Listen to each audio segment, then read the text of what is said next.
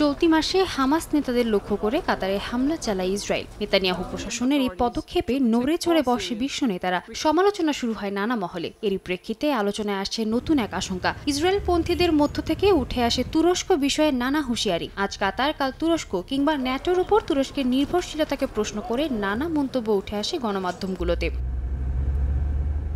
Israeli গণমাধ্যমে তুরস্ককে এখন সবচেয়ে বিপজ্জনক শত্রু হিসেবে চিত্রিত করা হচ্ছে। বিশেষ করে পূর্ব ভূমধ্য সাগরে নৌঘাঁটি বিস্তার ও সিরিয়ার পুনর্গঠনে তুর্কি উপস্থিতিকে ইসরায়েল হুমকি হিসেবেই দেখছে। এর মধ্যে আগস্টে ইসরায়েলের সঙ্গে সব বাণিজ্যিক সম্পর্ক স্থগিতের ঘোষণা দেন তুরস্কের পররাষ্ট্রমন্ত্রী হাকান ফিদান।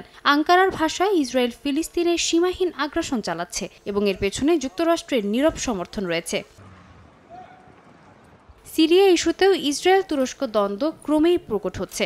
আঙ্কারা ঐক্যবদ্ধ কেন্দ্রীভূত সিরিয়ার পক্ষে অবস্থান নিলেও তেল আবিব চাচ্ছে ভৌগোলিকভাবে খণ্ডিত ও দুর্বল এক সিরিয়া।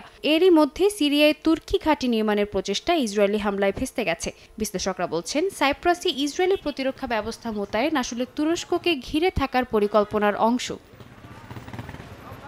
নেতানিয়াহুর বৃহত্তর ইসরায়েলের স্বপ্ন আঙ্কারার সংখ্যা আরও বাড়াচ্ছে। তিনি সরাসরি বলেন, লেবানন, সিরিয়া, মিশর ও জর্ডান পর্যন্ত বিস্তৃত সীমান্তই তার কল্পিত নিরাপত্তা বলয়। বিশ্লেষকরা বলছেন, পূর্ণাঙ্গ যুদ্ধের সম্ভাবনা কম হলেও গুপ্ত অভিযান, বিমান হামলা আর প্রক্সি যুদ্ধে তুরস্ক ইসরায়েল মুখোমুখি হবে। এর মধ্যেই কাতার, জর্ডান ও ইরাকের সঙ্গে প্রতিরক্ষা সমন্বয় বাড়াচ্ছে তুরস্ক। পাশাপাশি কূটনৈতিকভাবে বিচ্ছিন্ন হওয়া এড়াতে যুক্তরাষ্ট্রের সঙ্গেও ন্যূনতম যোগাযোগ বজায় রাখার চেষ্টা চলছে।